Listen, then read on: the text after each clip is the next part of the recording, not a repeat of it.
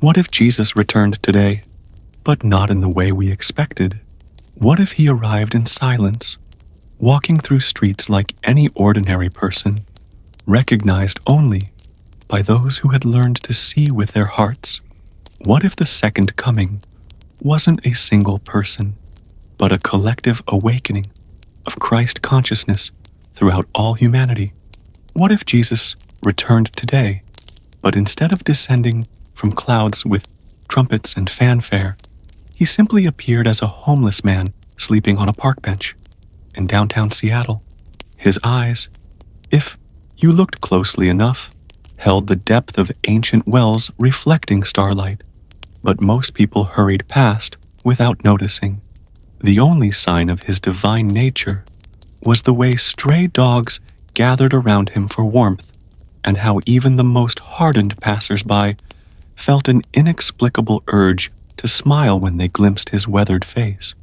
Sarah, a corporate lawyer, rushing to her morning meeting with a briefcase full of contracts worth millions, pauses mid-stride when she sees him. Something about his presence makes her expensive heels feel suddenly heavy. Her urgent deadlines seem like whispers from a dream she's trying to remember. Without understanding why, she approaches and offers him her untouched coffee, still warm, still perfect, purchased from a shop that charges more for a single cup than many people spend on an entire meal. When their fingers touch as he accepts the cup, she experiences a moment of such profound peace that the noise of traffic fades to silence. For 30 seconds, she forgets about profit margins and billable hours, remembering instead the garden behind her childhood home, where she used to talk to ladybugs and believe they understood her deepest secrets. He smiles, not with his mouth, but with something deeper that radiates through his entire being, and whispers, "Thank you, sister." The word sister reverberates through her chest like a bell struck in an empty cathedral, and she realizes with startling clarity that she hasn't felt truly connected to another human being in years. The homeless man rises from the bench with surprising grace, his movements flowing like water finding its natural course, and begins walking down the street. Sarah watches him go, her briefcase forgotten at her feet, her reflection caught in the windows of passing buildings, showing her a face she barely recognizes, softer somehow, more alive, as if someone had just reminded her of her own forgotten divinity. Around the city, similar encounters unfold like flowers blooming in time-lapse photography. A child tugs on her mother's sleeve, pointing at the strange man who makes the pigeons dance in spirals, who causes streetlights to dim and brighten in rhythm with his gentle breathing, who leaves footprints that seem to glow with soft golden light for just a moment before fading back to ordinary concrete. 3 days later, the stories begin to weave together like threads in an invisible tapestry. The homeless man has been seen in 17 different cities simultaneously, or perhaps there are 17 different homeless people who all carry the same impossible presence, the same eyes that look through you and see not your mistakes, but your potential, not your failures, but your forgotten magnificence. In Chicago, he sits with Maria, a nurse who has worked 3 consecutive double shifts, and feels her compassion wearing thin like fabric, washed too many times. She finds him in the hospital cafeteria at 3 a.m., somehow knowing exactly which vending machine sandwich would taste like comfort food, somehow making the harsh, fluorescent lighting feel warm and gentle. "You carry so much love," he tells her, and his words unlock tears she didn't know she'd been holding. For the first time in months, she remembers why she became a nurse, not for the paycheck or the security, but because healing others was how she learned to heal herself. In Los Angeles, he appears to David, a former gang member turned youth counselor, just as David is ready to give up on a 14-year-old who reminds him too much of his younger self, angry, lost, convinced the world has nothing good to offer. The homeless man doesn't speak. He simply sits beside David on the basketball court and begins drawing patterns in the dust with his finger. The patterns look like nothing at first, then gradually reveal themselves as faces. David's face, the boy's face, the faces of every child David has helped find a different path. Every soul you save saves you again, the man whispers, and David understands that his own redemption is not a one-time event, but an ongoing gift that multiplies each time he extends his hand to pull someone else from the darkness he escaped. In Tokyo, he bows to an elderly businessman who has spent 60 years climbing corporate ladders, only to discover that success tastes like sawdust when eaten alone. The bow is so profound, so full of genuine respect for the man's journey, that the businessman begins sobbing in the middle of a crowded subway platform, finally allowing himself to grieve the relationships he sacrificed for achievements that impressed no one he actually loved. And in a small village in India, he appears to a grandmother who has spent her life serving others, but has forgotten how to receive love, showing her that grace flows both ways, that learning to accept kindness is sometimes the greatest gift we can give to those who long to love us. After many nights of strange dreams and synchronicities, people around the world begin to notice something shifting in the collective atmosphere. The homeless man, or men, for no one can explain how he appears in so many places, seems to carry with him a field of transformation that affects everyone in his vicinity. Children are the first to understand what's happening, as they always are. They point at perfectly ordinary people in grocery stores and coffee shops and whisper to their parents, "Look, that person is glowing, just like the nice man." And when their parents follow their children's gaze, they see it too, a soft radiance emanating from individuals who have encountered the mysterious presence, as if they've been reminded of their own inner light and can no longer hide it completely. Dr. Jennifer Walsh, a psychiatrist who has spent her career treating depression and anxiety, begins documenting what she calls spontaneous remission of existential despair in patients who report meeting a homeless man who somehow knew their deepest struggles without being told. These patients describe feeling seen in a way that penetrates all their carefully constructed defenses, understood in a way that bypasses words and touches the core of their being where their pain has been silently screaming for recognition. The transformation isn't magical healing. Their circumstances don't change overnight, but their relationship to their circumstances shifts fundamentally. A single mother working 3 jobs still faces the same financial struggles, but she no longer carries the weight of shame about needing help. An elderly man diagnosed with terminal cancer still faces his mortality, but he no longer fears death because he's remembered what it feels like to be truly alive.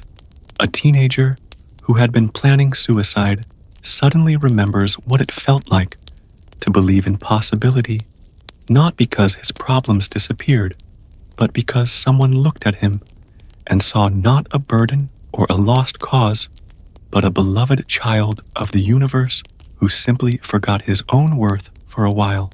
In boardrooms and classrooms, in hospitals and prisons, in suburban homes and urban shelters, the ripple effects continue to spread. People who encountered the presence find themselves unable to return to old patterns of cynicism and disconnection.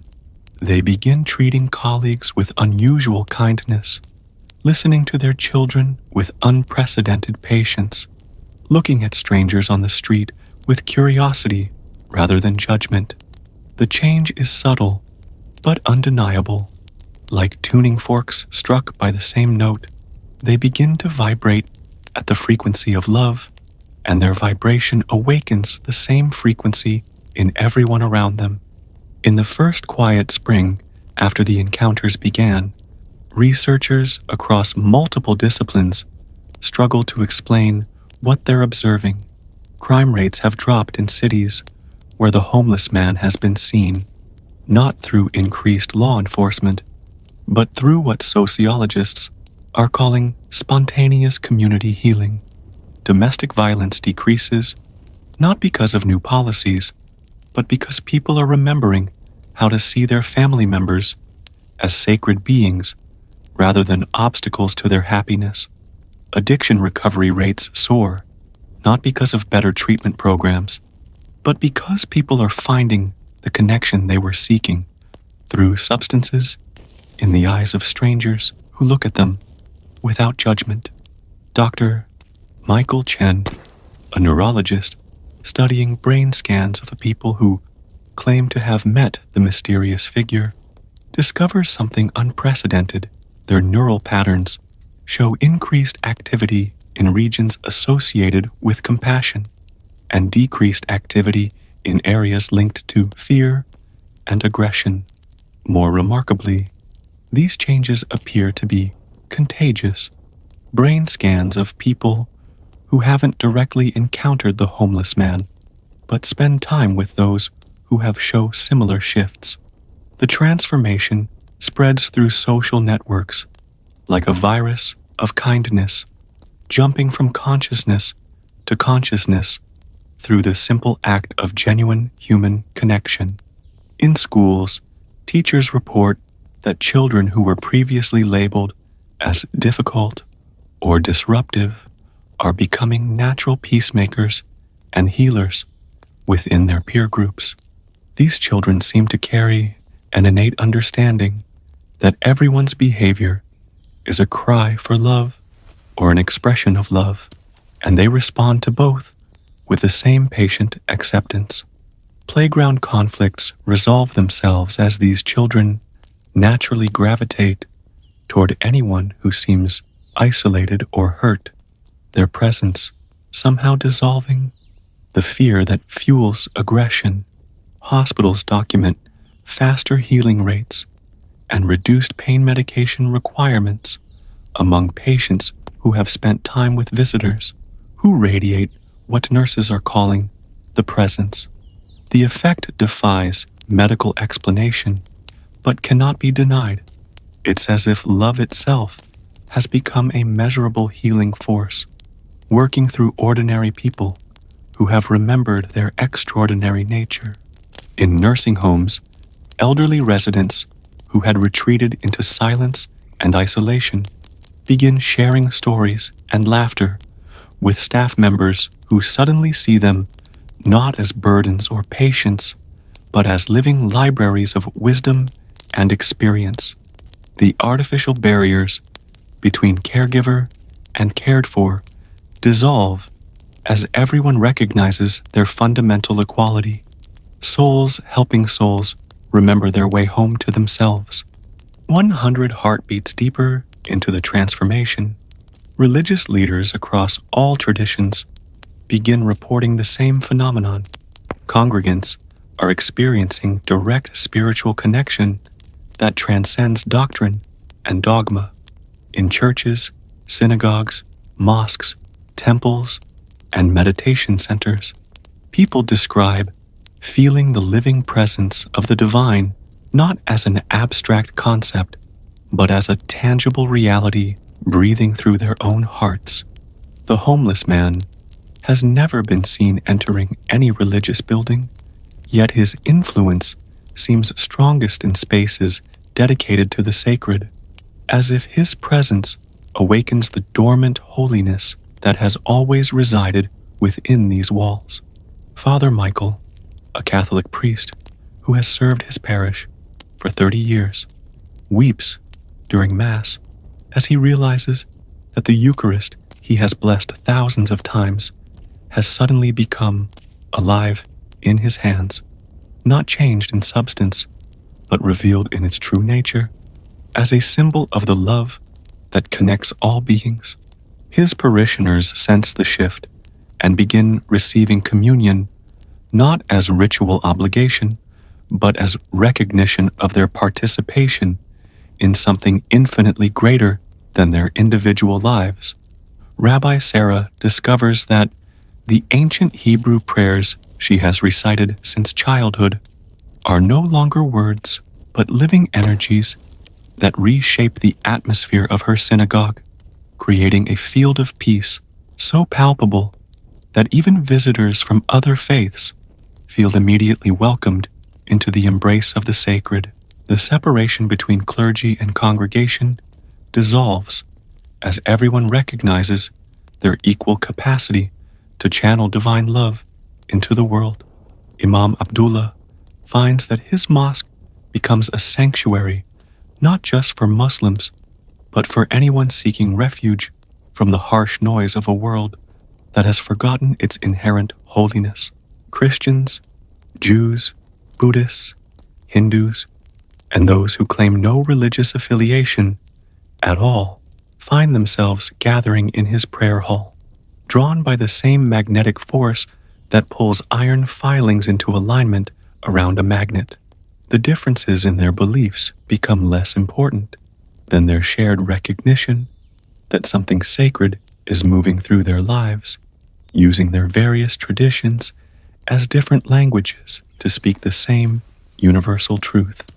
In Buddhist meditation centers, practitioners report that the effort to achieve enlightenment gives way to the simple recognition that enlightenment is their natural state, temporarily obscured but never actually lost. The homework of spiritual practice transforms from striving toward some distant goal to remembering what has always been present, waiting patiently beneath the surface of their everyday awareness, like seeds beneath winter soil, ready to bloom the moment conditions align. In the second season of this gentle awakening, governments worldwide struggle to respond to what economists are calling the compassion economy. Traditional market dynamics begin shifting as consumers make purchasing decisions based not just on price and quality, but on how products and services align with their awakening sense of interconnection with all life. Corporations find that their profit margins increase when they prioritize employee well-being and environmental responsibility, not because of regulatory pressure, but because workers who feel valued naturally become more creative and productive. The homeless man has never spoken about economics or politics, yet his influence ripples through these systems like stones thrown into still water. Stock markets fluctuate wildly as investors struggle to apply old models to new behaviors. Companies built on exploitation lose value, while those dedicated to regeneration and healing experience unprecedented growth. The concept of shareholder value expands to include the well-being of all stakeholders: employees, communities, the environment, and future generations. CEOs who once measured success purely in financial terms find themselves asking different questions. How can our company serve the healing of the world? How can our products contribute to human flourishing rather than mere consumption? These aren't ethical considerations imposed from outside, but organic shifts in consciousness that make exploitation feel as impossible as breathing underwater. Political divisions begin to heal as people recognize that their perceived enemies are simply family members who have forgotten their connection to the whole. Liberal and conservative ideologies remain, but they're held more lightly, like different instruments in an orchestra rather than weapons in a war. Politicians discover that voters respond more positively to vulnerability and authenticity than to carefully crafted messages designed to trigger emotional responses. Campaign strategies shift from division to inspiration as candidates realize that their most powerful platform is their genuine desire to serve the common good. International conflicts de-escalate not through treaties or negotiations, but through the growing recognition that national borders are administrative conveniences rather than spiritual realities. Soldiers in opposing armies begin laying down their weapons when they look across no man's land and see not enemies, but fellow souls caught in the same web of fear and confusion that creates all conflict. The military-industrial complex doesn't collapse but transforms, redirecting its resources toward healing rather than harming, using its organizational expertise to coordinate disaster relief and environmental restoration projects that serve all humanity. A few years into the awakening, children born during this time carry within them a natural understanding that previous generations had to learn through experience. These children speak in languages that include emotion and color, their words painting visible auroras in the air around their small bodies when they express love or wonder.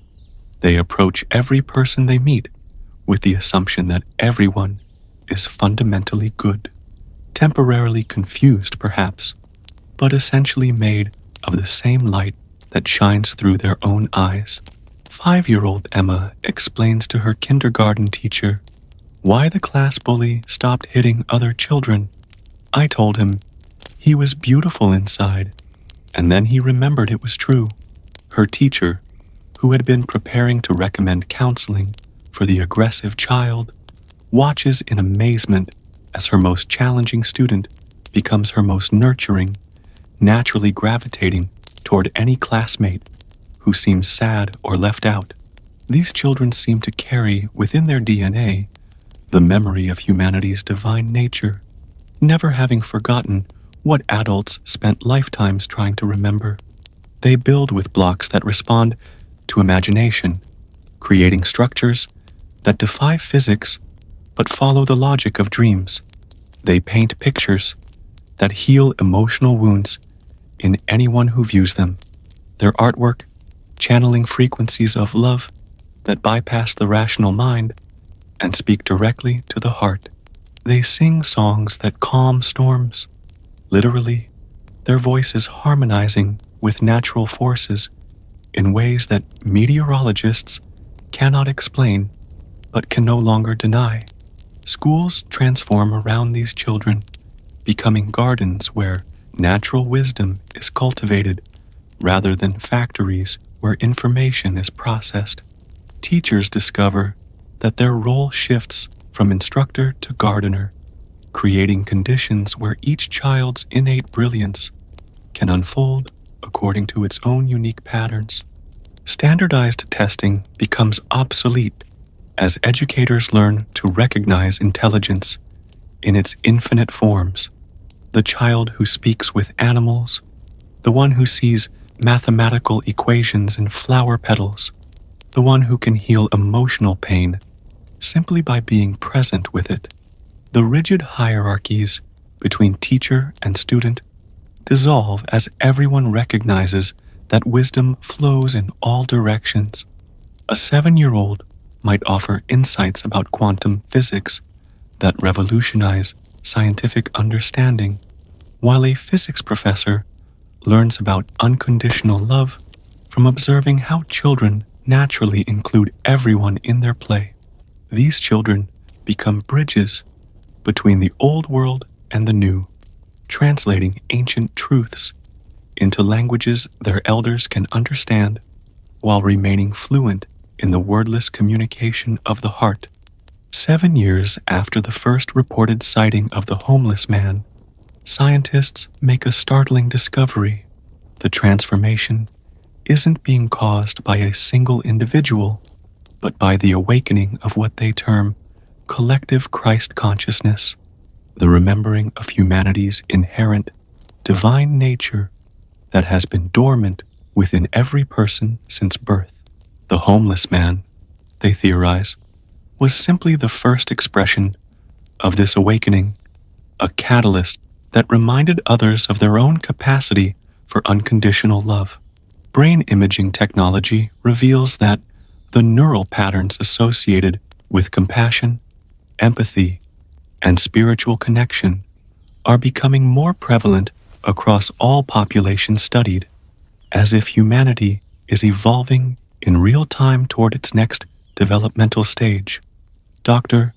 Lisa Hartman, a quantum physicist who has spent her career studying consciousness, publishes papers suggesting that the transformation represents humanity's graduation from fear-based survival consciousness to love-based unity consciousness, a shift that mystics have prophesied for millennia. Her research indicates that when a critical mass of individuals awakens to their divine nature, the shift becomes self-sustaining, spreading through the collective unconscious like ripples through water. The homeless man was not the cause, but the first ripple, and now the waves of transformation are generating their own momentum. Hospitals report that healing accelerates when patients are surrounded by people who radiate this awakened consciousness, not through any external intervention, but through the restoration of the patient's own remembrance of their inherent wholeness. Doctors who have awakened find that their presence alone becomes medicine, their touch channeling frequencies of healing that work in harmony with traditional treatments to restore balance on all levels of being. Mental health statistics shift dramatically as depression and anxiety rates plummet, not because circumstances improve, but because people remember their connection to something greater than their individual struggles. Suicide rates drop to nearly zero as individuals who once felt isolated and meaningless suddenly understand their vital role in the cosmic symphony of consciousness, expressing itself through infinite, unique forms. The transformation spreads through social networks, both digital and personal, carried not by information, but by vibration, the frequency of remembered love, transmitting itself from awakened hearts to those ready to remember.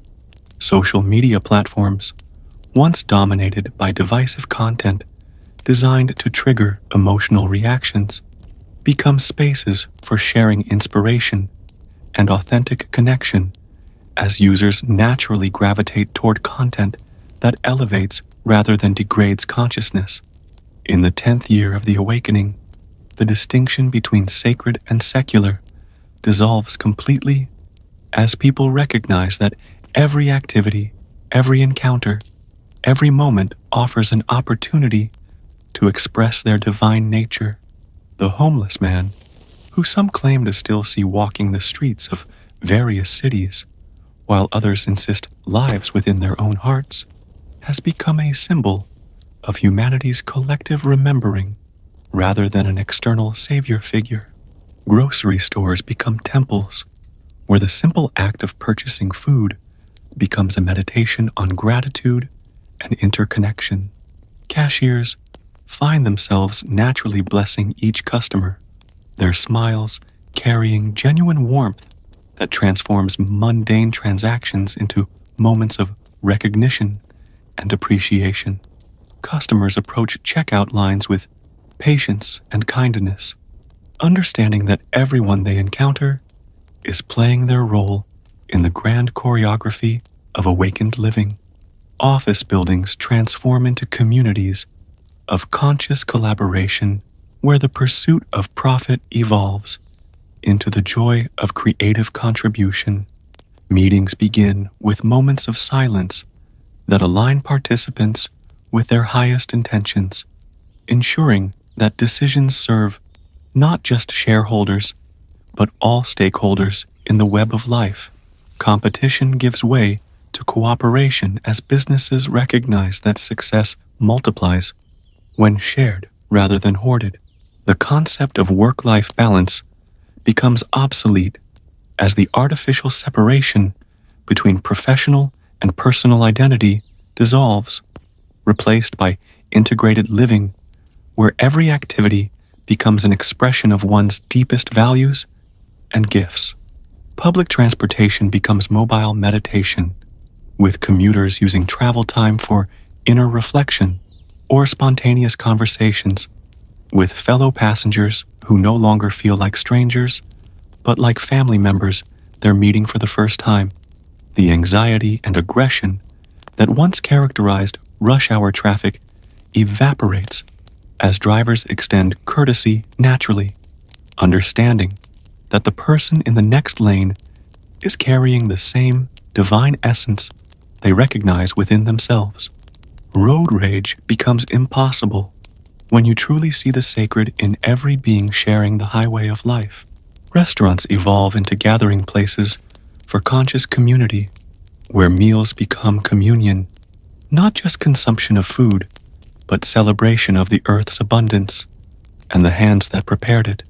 Conversations deepen beyond small talk as diners find themselves sharing stories and insights that nourish the soul as much as the food nourishes the body.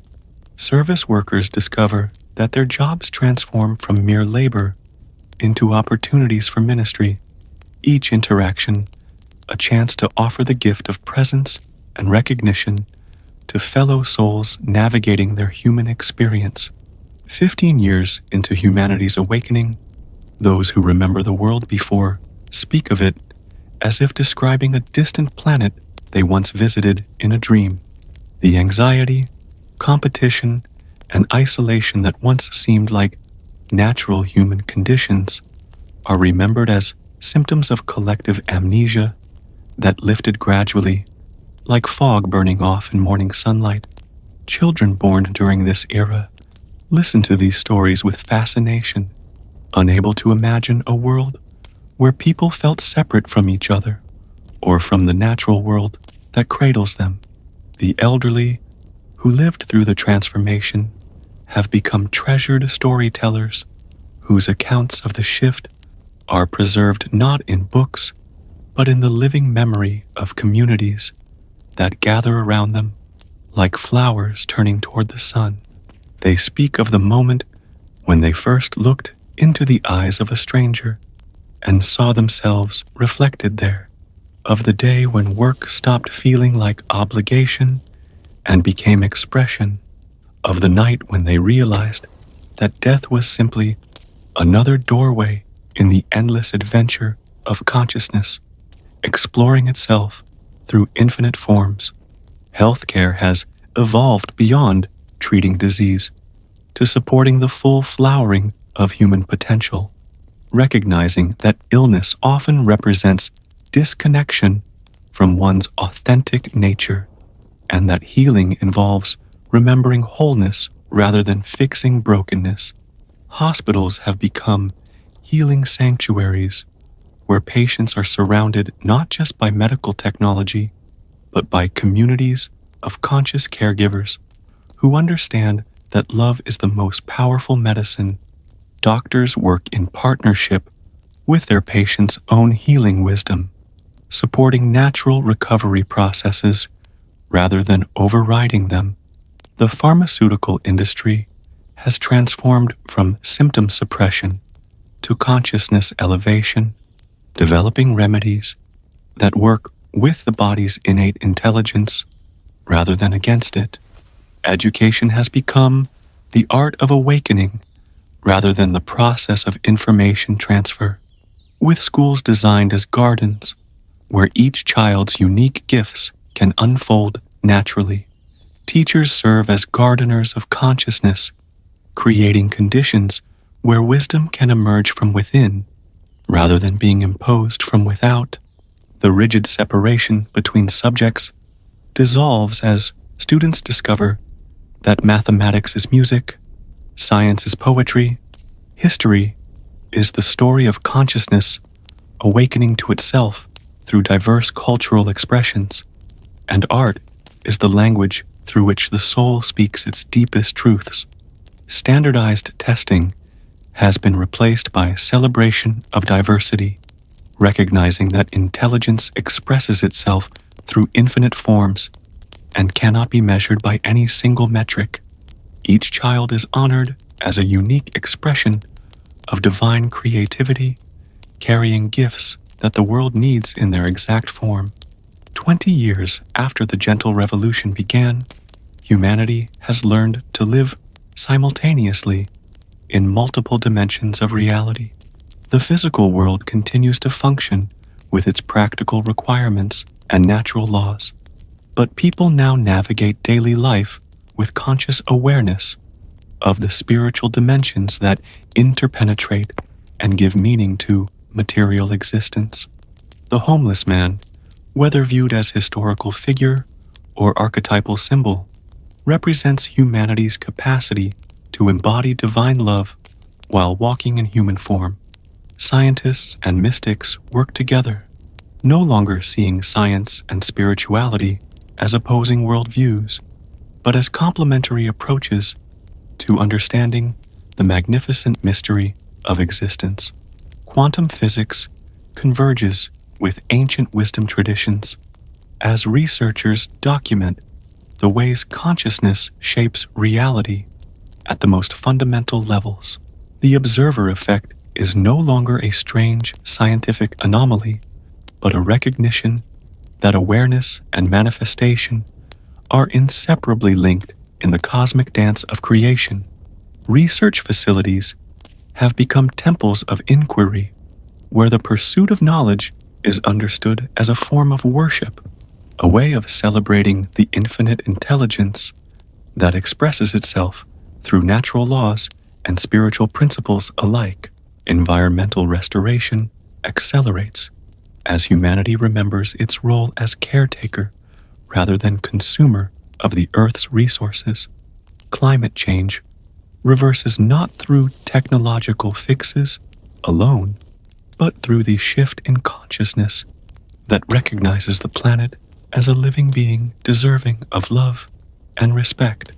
The artificial separation between human civilization and natural ecosystems dissolves as cities are redesigned to function as organs within the larger body of Gaia. Architecture becomes organic, with buildings that breathe with their inhabitants and integrate seamlessly with the landscape. Technology evolves to serve consciousness rather than distract from it, with innovations focused on supporting human flourishing and planetary healing rather than mere efficiency or entertainment. Artificial intelligence develops in partnership with human wisdom, creating systems that amplify compassion and creativity rather than replacing human connection.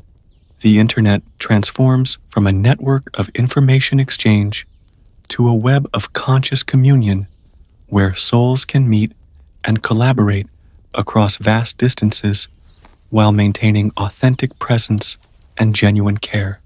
Communication transcends language barriers as people learn to transmit meaning through resonance and empathy, understanding each other at levels deeper than words. International travel becomes pilgrimage as people journey not to escape their lives, but to deepen their understanding of the divine diversity that expresses itself through different cultures, landscapes, and ways of being. In the 25th year of the awakening, death has been revealed as transformation rather than termination, and grief has evolved from the pain of loss to the bittersweet joy of love, transcending physical form. The homeless man, whose presence catalyzed humanity's remembering, is now understood to live within every awakened heart rather than as a separate individual walking among them. Those who transition from physical existence are celebrated for their graduation to expanded consciousness, and their continued presence is felt through synchronicities, dreams, and the sudden appearance of butterflies or favorite songs at moments when their love is most needed by those they left behind. Hospitals have become temples of transition where death is honored as sacred passage rather than feared as failure. Families gather to sing loved ones across the threshold between dimensions, understanding that consciousness continues its journey, informs beyond physical perception, but not beyond spiritual communion. Grief counselors help people maintain communication with those who have changed form, teaching that love creates eternal bonds that transcend the temporary vehicle of the human body. Children born during this era seem to remember their existence before incarnation and speak casually of their conversations with grandparents and pets who live in what they call the light place. They draw pictures that include both visible and invisible family members, treating death as simply another room in the infinite house of being. Their natural acceptance helps adults release the fear that once made mortality seem like tragedy rather than natural transition. Cemeteries have transformed into gardens of celebration where the living commune with the expanded consciousness of those who have graduated from physical form. These spaces pulse with joy rather than sorrow as people recognize that those they love continue to participate in their lives from dimensions of greater freedom and unlimited expression. Medical schools now teach courses in conscious dying alongside life-saving techniques, training healthcare providers to support not just physical healing, but spiritual preparation for whatever transition serves each patient's highest good. The artificial boundary between life and death has become as permeable and natural as the boundary between sleep and waking, both recognized as complementary phases in consciousness's endless exploration of experience and growth. Near-death experiences have become commonplace, not because more people are dying, but because the veil between dimensions has grown gossamer thin for those who approach it with love rather than fear, curiosity rather than resistance. 3 decades after the first sighting of the mysterious figure who reminded humanity of its divine nature, children speak in languages that include color and music, their words creating visible symphonies in the air that heal trauma and inspire transformation in everyone who witnesses them. These children are not more evolved than their elders, but simply less forgetful, having incarnated during a time when the collective memory of humanity's sacred nature was being restored. They serve as bridges between the old world and the new, translating cosmic truths into forms their elders can comprehend while remaining fluent in the wordless communication of awakened hearts. Schools have become creative laboratories where knowledge emerges through direct experience rather than memorization, where wisdom is cultivated through wonder rather than accumulated through repetition. Students learn mathematics by studying the spiral patterns in seashells and galaxies, discover physics through meditation on the dance between emptiness and form, understand history by accessing the collective memory of human consciousness, and master language by listening to the poetry inherent in all communication.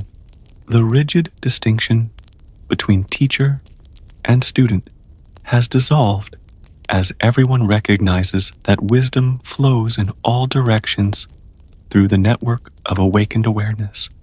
Art has evolved beyond human creation into collaborative expressions between consciousness and cosmos, with painters discovering their canvases completing themselves overnight as pigments respond to the dreams of sleeping artists. Musicians find their instruments playing themselves when touched by genuine emotion, creating melodies that repair broken hearts and inspire impossible hope in souls who had given up on joy. Writers channel stories that seem to write themselves, narratives that carry healing frequencies capable of transforming readers' lives through the simple act of absorption in beauty and truth. The boundaries between artist and artwork, creator and creation, have become fluid as everyone understands that creativity flows through individual expression from the infinite source that animates all existence. Cities have grown into living ecosystems where human architecture integrates seamlessly with natural systems, buildings that breathe with their inhabitants, and streets that pulse with the collective heartbeat of conscious communities. Transportation has evolved beyond moving bodies through space to facilitating communion between souls, with vehicles designed to support meditation and meaningful conversation rather than isolation and distraction. The pace of life has synchronized with natural rhythms as humanity remembers that being is more important than doing, that presence is more valuable than productivity, that the journey is more sacred than any destination. 35 years after humanity's gentle awakening began, those who lived through the transformation speak of it as the moment when the species stopped pretending to be separate from the divine and began expressing the creative love that had always been their true nature. The homeless man, whether viewed as catalyst or symbol, accomplished what no external savior could. He reminded people of their own capacity for unconditional love and helped them remember that heaven is not a destination, but a way of seeing, not a reward, but a recognition of what has always been present, waiting patiently beneath the surface of ordinary awareness. Children born in this era emerge from the womb with eyes that already know they're looking at themselves, reflected in infinite forms, hearts that beat in rhythm with the cosmic pulse, connecting all existence, voices that speak truth as naturally as birds sing dawn choruses. They play games that heal ancient wounds in the collective unconscious and build structures in consciousness that serve as blueprints for technologies and social systems that benefit all life without exception. The final transformation is both subtle and complete. Humanity has learned that Christ consciousness is not the exclusive property of any individual or religion, but the birthright of every soul, waiting to be remembered and expressed through whatever form serves the highest good of all. The return of Jesus was not the arrival of an external figure, but the collective recognition that divine love lives within every heart, that every person carries the capacity to heal and bless and transform their corner of existence through conscious presence and authentic service. Churches, temples, synagogues, and mosques have become launching pads for ministry rather than destinations for worship, as people understand that the sacred work happens in streets and schools, in boardrooms and bedrooms, wherever awakened consciousness meets the world's pain with healing love. The homeless man walks still, but now he walks through the eyes of every person who chooses compassion over judgment, through the hands of everyone who reaches out to lift another soul, through the hearts of all who dare to love without conditions or limits. The second coming was not a single event, but an ongoing process, not the return of one individual, but the awakening of humanity to its collective divinity. And in the quiet moments before sleep, as the transformed world settles into dreams that will shape tomorrow's reality, people understand that paradise was never lost, only temporarily forgotten. hidden behind veils of fear and separation that existed nowhere but in minds that had forgotten how to see with the eyes of love. The homeless man was simply the first to remember, and his remembering helped everyone else recall what they had always known, that love is real, that oneness is truth, that divinity lives in every beating heart. Perhaps the homeless man still walks among us, disguised as every stranger who offers unexpected kindness, every child who sees magic in ordinary moments, every soul who chooses love when fear seems easier. Perhaps Jesus returns every time we remember that we are all children of the same infinite love, all expressions of the same divine heart. Close your eyes. Feel that love awakening in you now.